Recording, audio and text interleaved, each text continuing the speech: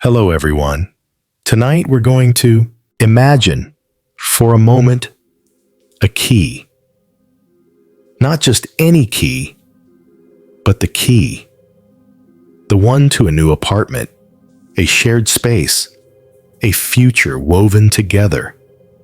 You picture her laughter filling the rooms, the quiet comfort of intertwined lives.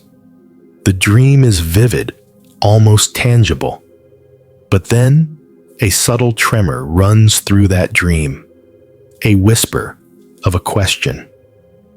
She's talking about paint colors, about furniture. You're thinking about rent, about bills, and then you say it, gently but firmly. You need a job before we move in, oh. The silence that follows is thick, heavy. You remember that quiet question in your mind, don't you? Am I the asshole for telling my girlfriend she needs a job before we move in? That subtle unease, because deep down, you knew it wasn't just about the money. Not truly. So before you get too comfortable, take a moment to like the video and subscribe, but only if you really like what I'm doing here. Tell me, where are you tuning in from tonight? What time is it for you right now? Now, turn off the lights, maybe turn on the fan for some soothing noise, and let's get started tonight. The idea of moving in together had blossomed organically, a natural progression of shared affection and deepening commitment. You'd spent countless evenings nestled on her sofa, dreaming aloud about a place that was truly yours together. The discussions were filled with laughter and shared Pinterest boards, imagining cozy nooks and sun-drenched kitchens.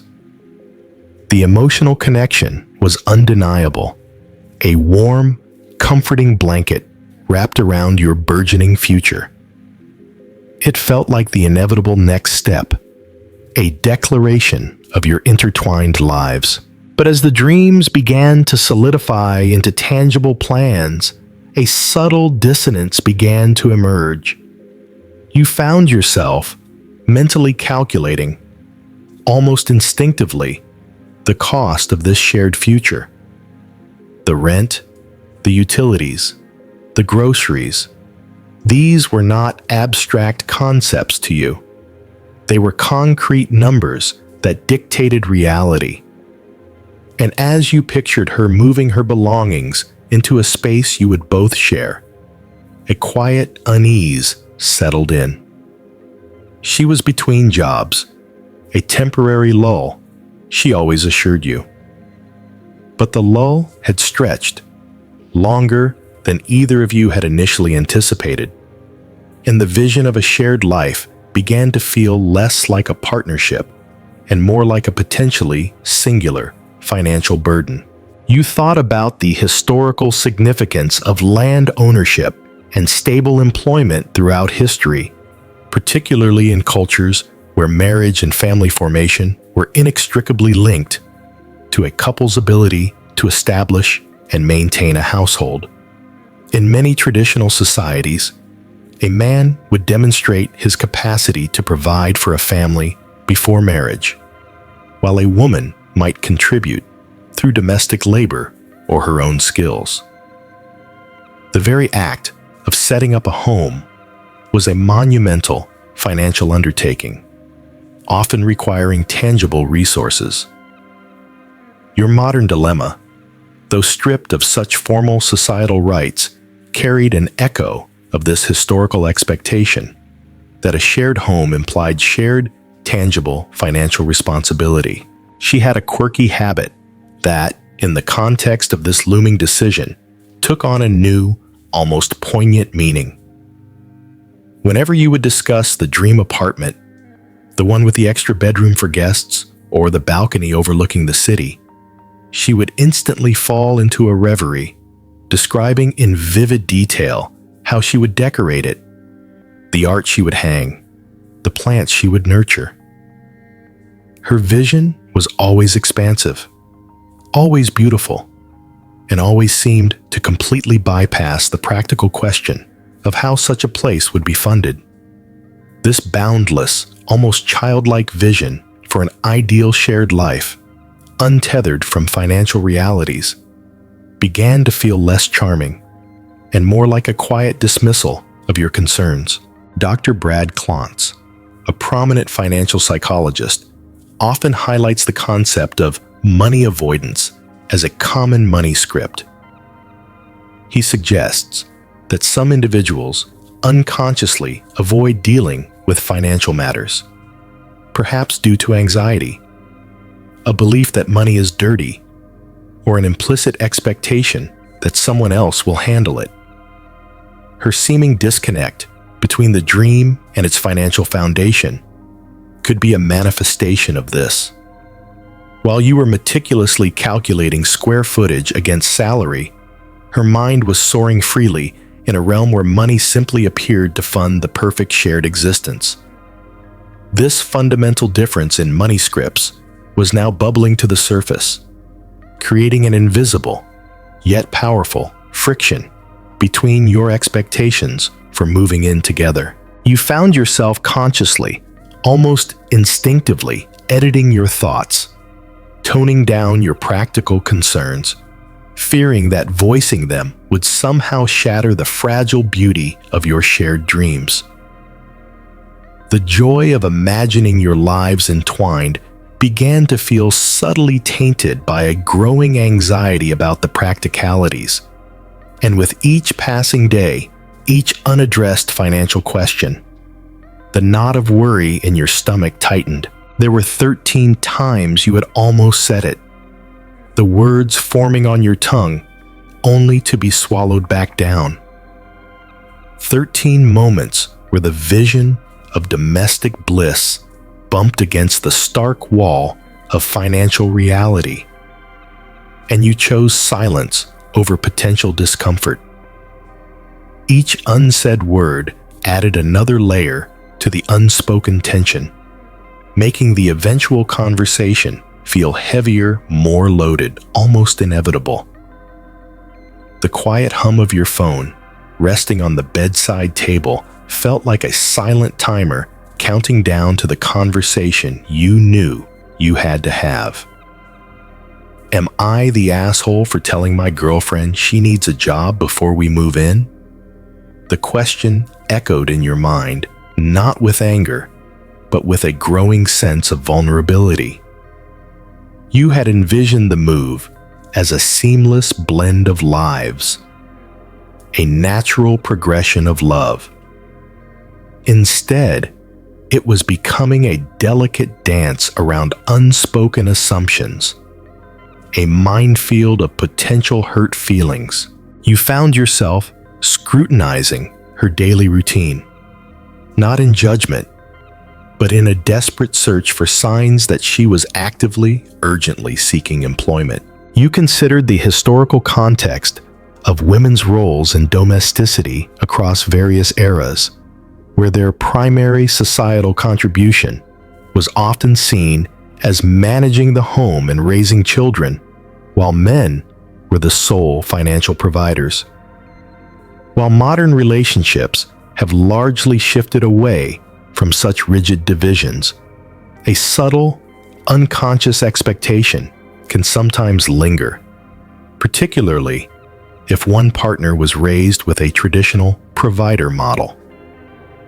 You wondered if, on some subconscious level, she might be implicitly expecting you to step into that historical role, assuming your income would simply cover the joint household, much like a husband's income might have in past generations. This faint echo of historical roles made your own desire for a financially balanced partnership feel at times almost rebellious. She had a quirky habit that, in this charged atmosphere, seemed to amplify your anxieties. Whenever she'd apply for a job, she would describe the position in glowing terms, emphasizing how perfect it was for her, how excited she was about the prospect. But then, if she didn't hear back, or received a rejection, her enthusiasm would vanish, replaced by a swift, almost childlike resignation. There was rarely a discussion of follow-up or strategizing for the next application. It was a pattern of intense, fleeting hope, followed by passive acceptance of rejection, without the sustained, gritty effort you felt was necessary. This mercurial approach to job searching, while perhaps a coping mechanism, deeply unsettled your vision of shared financial responsibility. Dr. Sharon Daines, a family economist, often discusses the concept of financial interdependence in relationships, where partners' financial well-being is intrinsically linked. She argues that for healthy interdependence, both partners need to contribute in ways that feel equitable, whether through direct income, household labor, or other valuable contributions. Your desire for her to secure a job before moving in stemmed from a need for this financial interdependence, a recognition that a shared life demanded a shared financial foundation. Her apparent lack of urgency, however, seemed to indicate a different understanding of interdependence, one that implicitly relied more heavily on your resources, creating a quiet yet profound imbalance. You found yourself consciously, almost instinctively, pulling back from concrete discussions about apartment hunting, subtly shifting the conversation to more abstract topics. The excitement of looking at floor plans, once a shared delight, was now tinged with a quiet dread of the inevitable financial conversation. You imagined the argument, the wounded look in her eyes, the accusation of you being cold or unromantic, of reducing your love to mere numbers. And so, you remained silent, a heavy blanket of unspoken expectations settling between you, muffling the joyous anticipation that should have defined this exciting step. There were 13 times you had written texts, words carefully chosen to explain your position, only to delete them before sending. 13 times you had opened your mouth to voice your concerns, only to swallow the words back down, tasting the bitter tang of unspoken truth. Each swallowed word added another layer to the wall you were inadvertently building between your dreams and your reality, making the eventual conversation feel less like a discussion and more like an unavoidable collision. The silence, once a comfort, had become a cage, trapping your anxieties and preventing genuine connection. The very air in your apartment, once buzzing with the excitement of future plans, now felt strangely still, almost heavy, as if holding its breath. Am I the asshole for telling my girlfriend she needs a job before we move in? The question had ceased to be an internal query. It was now a silent, persistent hum, influencing your every interaction, every casual glance. You began to notice a subtle shift in the unspoken hierarchy, a quiet power struggle emerging around the very idea of a shared home, despite your clear and established financial stability. It was as if your firm stance on her employment, while logical to you, was being interpreted as a challenge to her autonomy or even your love. You recalled the historical concept of a marriage portion or dowry in many cultures, where the bride's family provided assets or money to the groom or the couple, intended to help establish the new household or serve as a financial safety net for the wife. While an antiquated practice, it highlights how, for centuries, the financial viability of a new household was a clear, often formalized concern. Your modern dilemma, devoid of such explicit financial arrangements, felt like a silent, uncomfortable negotiation over who would contribute what to the nascent marriage portion of your shared life, with your expectation for her contribution meeting a subtle yet firm resistance. She had a peculiar, almost innocent, quirky habit that, in this charged atmosphere, felt like a subtle act of defiance. Whenever you'd casually mention an apartment listing or discuss potential neighborhoods, she would immediately pivot to talking about her creative projects or passion pursuits, unpaid endeavors that, while fulfilling to her, offered no immediate financial return. She'd describe them with a quiet fervor, as if these intangible contributions should be weighted equally with, or even supersede, the need for a stable income.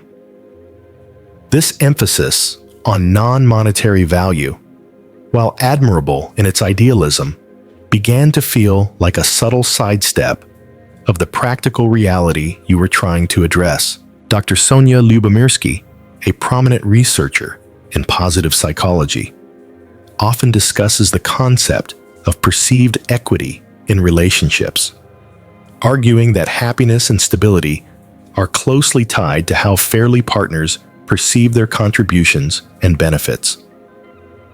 When one partner feels they are consistently giving more or taking on a disproportionate burden, in this case, the sole financial responsibility for a future home, it can lead to feelings of resentment and a decrease in relationship satisfaction. Your quiet internal struggle was a direct manifestation of this. The asshole question wasn't just about her feelings, it was about your own deep-seated need for equity, for a shared burden, which you felt was not being met. You found yourself becoming more guarded, less inclined to spontaneously share your excitement about future possibilities. The effortless joy of planning a life together had been replaced by a subtle caution, a fear of stepping into a commitment where you would be solely responsible for its financial foundation. You imagined the 13 times you'd almost softened your stance, the words forming like carefully balanced pebbles on your tongue. Maybe just for a little while, I can cover it all. Only to pull back, remembering the long-term implications. Each unsaid concession reinforced the silent conflict. The intimacy between you, once a seamless blend of desires and dreams, began to feel subtly fractured by this unspoken tension. You heard a zipper. Then everything went silent, except for the sound of a heart screaming. The physical closeness, while still present, was occasionally tinged with an uncomfortable awareness of the unaddressed financial reality. It was as if the blueprint of your future home, meticulously drawn in your mind, had an invisible price tag attached to her half, a price tag she seemed unwilling or unable to acknowledge, casting a faint, almost imperceptible shadow over the warmth you otherwise shared. The silence around the need for her employment became a quiet barrier, muting the vibrant connection that once pulsed so freely between you. The relentless internal debate had intensified, no longer a quiet murmur, but a throbbing ache behind your eyes. Am I the asshole for telling my girlfriend she needs a job before we move in? The question reverberated with every breath, each syllable laced with a cocktail of guilt, frustration, and a profound sense of self-preservation. You felt caught in a moral labyrinth, torn between the deep desire to nurture her, to provide a soft landing, and the increasingly urgent need to protect your own financial stability and sense of equitable partnership. The emotional weight of this decision was beginning to overshadow the very love that had brought you to this crossroads. You reflected on the historical significance of mutual aid societies and guild systems in various eras, where members pooled resources and supported each other during times of hardship or unemployment. These were explicit contracts of reciprocal support, a collective responsibility for individual well-being. Your situation, while modern and intimate, felt like a distorted mirror of these historical structures. You were, in essence, being asked to act as her personal mutual aid society, without an explicit understanding of when or how the reciprocity might materialize. It highlighted the fundamental human expectation of contribution to a shared well-being, even in systems designed for support. She had a subtle, yet increasingly grating, quirky habit when the topic of job searching or future income came up. She would often deflect with anecdotes about friends or acquaintances who were making it work without traditional employment, or who had found their true calling outside of conventional careers. These stories, often delivered with a wistful air, felt like gentle nudges, subtle arguments against your practical insistence on a steady job. This romanticized view of non-traditional livelihoods, while perhaps a reflection of her own aspirations, felt like a quiet dismissal of your concrete financial concerns, leaving you to grapple with the reality of bills and responsibilities alone. Dr. John Gottman, whose extensive research on couples offers profound insights, often discusses the concept of bids for connection and how partners respond to them. In this context, your firm's statement about needing a job was, in a way, a bid for a certain kind of connection, one based on shared responsibility and proactive partnership. Her reaction, whether hurt or resistance, was a response to that bid. Gottman emphasizes that avoiding crucial conversations, especially around money, is one of the four horsemen of the apocalypse that predict relationship failure. Your internal asshole question, therefore, wasn't just about being right or wrong, but about the profound weight of a conversation that had been delayed, allowing resentment to build, threatening the very fabric of your connection. You found yourself becoming more withdrawn, less inclined to initiate plans or discuss long-term goals. The vibrant tapestry of your shared future had dulled, replaced by a gray, uncertain canvas. You imagined the 13 times you'd almost given in, picturing her moving her boxes into your apartment, the relief on her face, only to be met with the cold dread of realizing you were now financially tethered to an unsustainable arrangement. Each time you pulled back, the inertia of self-preservation winning over the immediate gratification of seeing her happy. The casual suggestions she made about future plans, the easy assumption that you would cover the costs, felt like tiny, almost imperceptible thorns. You started to notice how often she would talk about our apartment without ever explicitly addressing how our money would sustain it. The unspoken expectation was clear. Your income would simply absorb the entirety of the financial burden. This quiet, unagreed-upon contract felt like a heavy chain, binding your financial freedom to her uncertain employment, all under the guise of love and commitment. The quiet accumulation of unspoken anxieties and unaddressed expectations had carved a new internal landscape within you. You were no longer simply asking, "Am I the asshole for telling my girlfriend she needs a job before we move in?" You were grappling with the deeper implications of her reaction. The fundamental differences in your approaches to financial stability and shared responsibility. The uncomfortable truth was staring you down.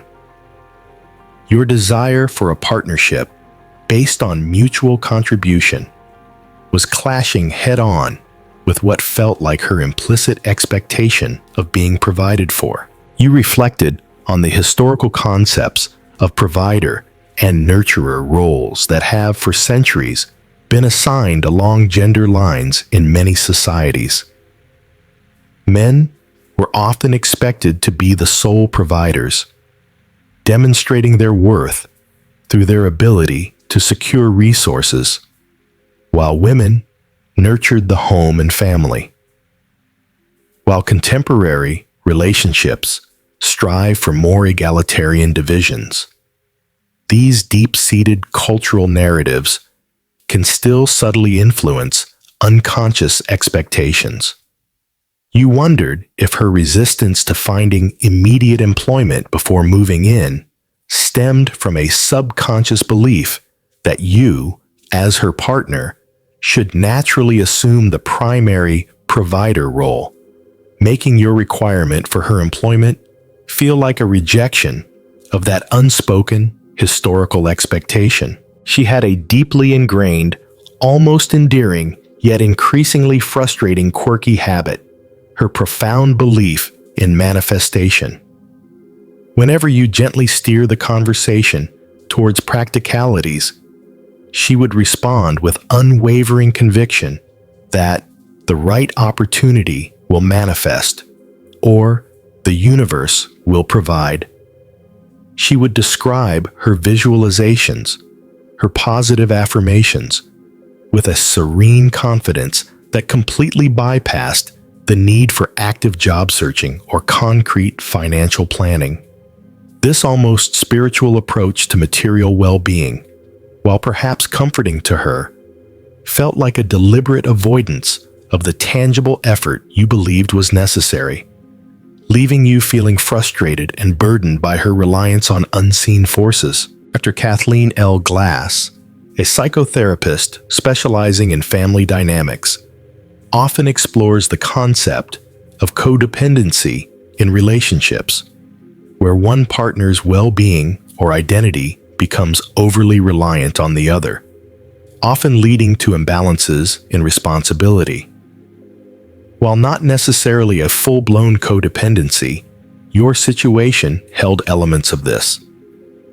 Your willingness to provide, coupled with her passive expectation, was creating a dynamic where your financial actions directly enabled her inaction, preventing her from stepping into full financial autonomy. Your insistence on her getting a job was, in essence, a bid to break this subtle, codependent pattern and foster a more balanced adult partnership. The asshole question, therefore, wasn't about malice, but about trying to establish healthier boundaries for both of you. The 13 times you had imagined her understanding, her proactive search for employment, her eagerness to contribute, only to be met with her passive acceptance or subtle deflection, left a persistent ache in your chest. Each instance chipped away at your hope for an effortless, truly equal partnership. You began to feel a deep, pervasive weariness, not just physical, but emotional. The excitement of moving in, of building a shared future, was being overshadowed by the fear of becoming a financial anchor, burdened by unspoken expectations and unfulfilled promises. You started to notice patterns in her casual spending habits. A quick coffee bought with money from her dwindling savings.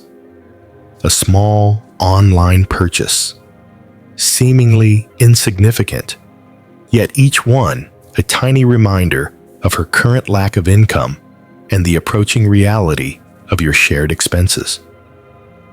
These small acts, while harmless individually, felt like a subtle indication of a disconnect between her desires and the reality of shared financial responsibility, reinforcing your conviction that a job was a non-negotiable prerequisite for your shared home. The internal storm had reached its crescendo, a cacophony of fears, hopes, and frustrations that could no longer be contained. Am I the asshole for telling my girlfriend she needs a job before we move in?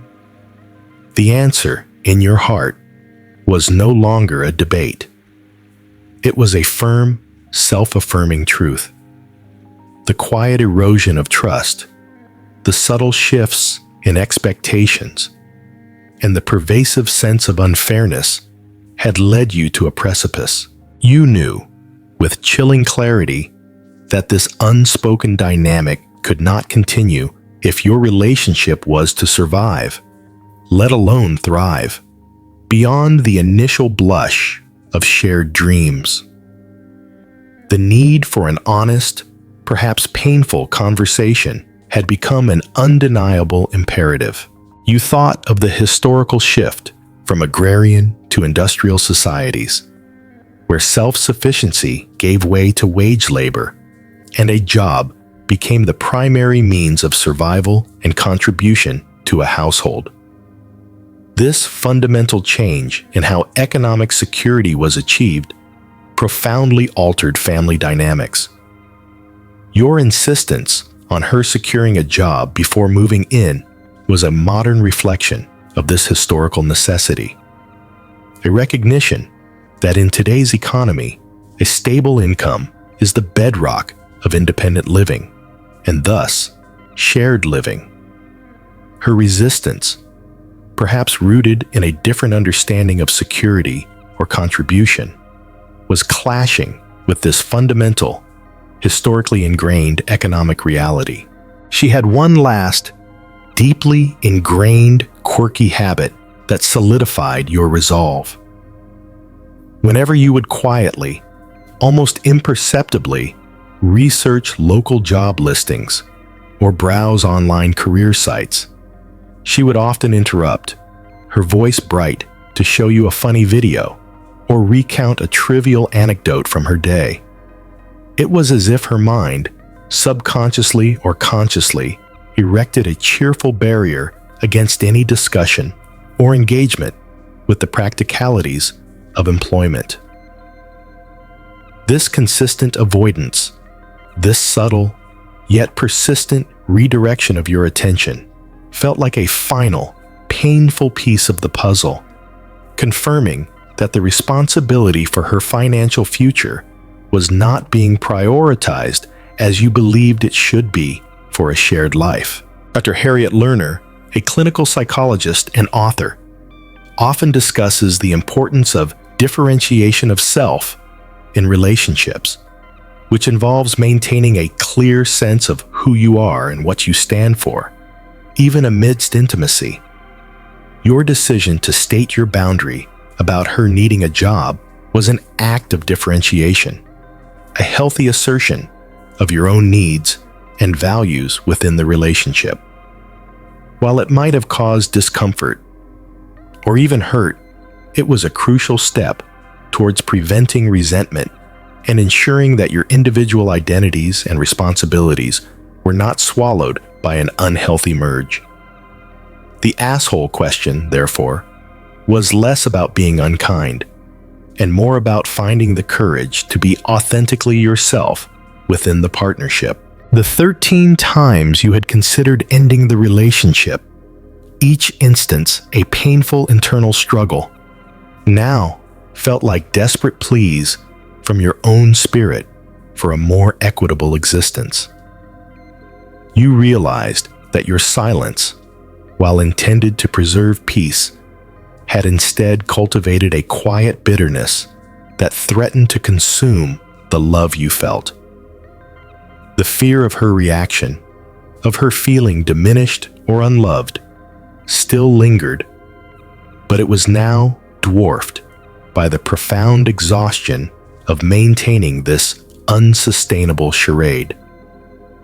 You craved a partnership where dreams were not just shared, but mutually built, where the foundation was solid and stable, not resting precariously on your shoulders alone. You looked at her across the room, perhaps sketching in a notebook, immersed in her creative world, seemingly oblivious to the seismic shift occurring within you. A wave of both frustration and a profound sense of sadness washed over you. This wasn't about punishing her or about curtailing her dreams. It was about defining what a true partnership meant to you.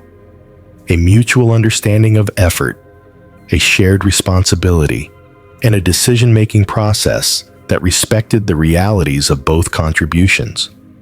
The conversation would be difficult, the air thick with unspoken expectations and potential hurt, but the alternative, a life lived with this constant, quiet ache of unfairness, always shouldering the sole financial burden of your shared home, was no longer an option.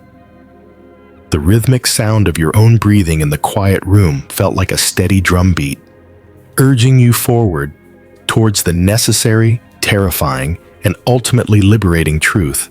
The gentle hum of the fan in the quiet darkness, the soft echoes of your own thoughts. Remember that initial image, the key to a shared home, promising a beautiful future, yet carrying a silent question mark. The journey of love, particularly when woven with the delicate threads of finances, is rarely simple, rarely perfectly seamless. It is a nuanced negotiation, a continuous conversation that asks for courage, vulnerability, and a profound respect for each other's realities. The question of whether your partner needs a job before moving in is not about being cruel or unloving, but about fostering transparency, acknowledging contributions, both seen and unseen, and building a shared future that feels equitable and sustainable for both hearts. May you find the strength to navigate these tender waters, to speak your truth with compassion, and to forge a partnership where shared dreams are truly built together, brick by thoughtful brick. End of script. Leave a comment to let me know what you think.